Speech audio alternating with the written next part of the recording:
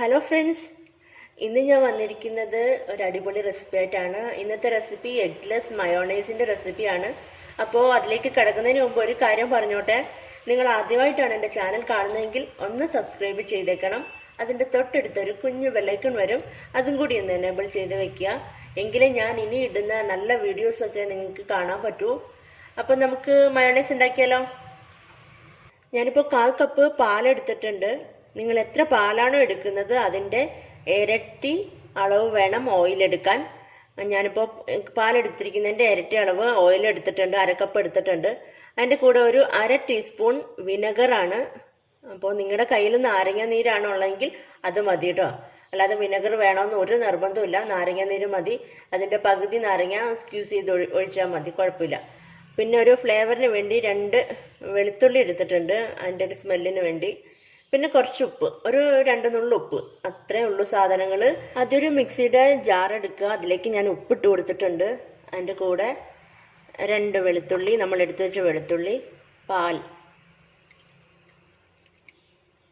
1/4 cup പാലൊഴിച്ചിട്ടുണ്ട്.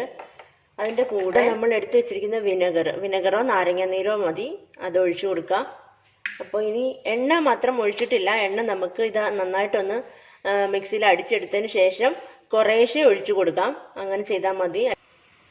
എപ്പോഴും നമ്മൾ mixie ഉപയോഗിക്കുമ്പോൾ റൈറ്റിലോട്ട് ഇട്ടിട്ടാണ് അരയ്ക്കുക. ഓൺ ചെയ്യുന്നതൊക്കെ റൈറ്റിലോട്ടാണ്.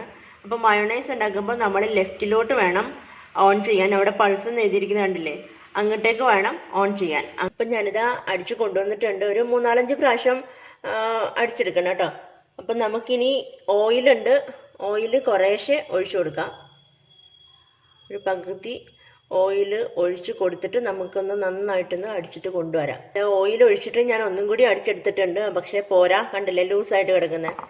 എണ്ണ കുറച്ചും കൂടി ബാക്കിയിരിക്കുന്ന എണ്ണ നമുക്ക് ഫുള്ളായിട്ട് അങ്ങ് ഒഴിച്ചു കൊടുക്കാം കേട്ടോ.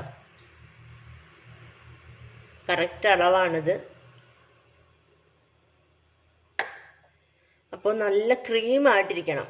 ഇത് നന്നായിട്ട് അടിച്ചു കൊണ്ടുവന്നിട്ടുണ്ട്, നല്ല ക്രീം പോലെ. കറക്റ്റ് അളവാണ് ഞാൻ കാണിച്ചത്. പക്ഷേ എണ്ണ ഒഴിക്കുമ്പോൾ നിങ്ങൾ ഒരു കാര്യം ശ്രദ്ധിക്കണം, വെളിച്ചെണ്ണ ഉപയോഗിക്കരുത്. വെളിച്ചെണ്ണ ഉപയോഗിച്ചാൽ അതിൻ്റെ ഒരു സ്മെല്ല് വരും. അപ്പോൾ മയോണൈസിന് ആ സ്മെല്ല് വന്നു കഴിഞ്ഞാൽ ഒരു ടേസ്റ്റും കാണത്തില്ല.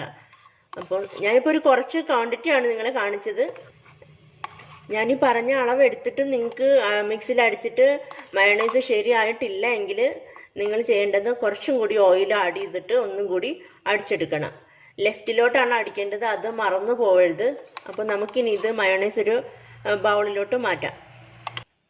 അപ്പം നമ്മുടെ എഗ്ഗ്ലെസ് മയോണൈസ് ഇവിടെ റെഡി ആയിട്ടുണ്ട്. നിങ്ങൾക്ക് എല്ലാവർക്കും ഇഷ്ടമായി എന്ന് കരുതുന്നു. അപ്പോൾ ഇഷ്ടപ്പെട്ടെങ്കിൽ ലൈക്ക് ചെയ്യാനും കമൻറ്റ് ചെയ്യാനും ഷെയർ ചെയ്യാനും മറന്നു പോകരുത്. അടുത്ത മറ്റൊരു നല്ല റെസിപ്പിയായിട്ട് വീണ്ടും കാണാം. Bye, thank U.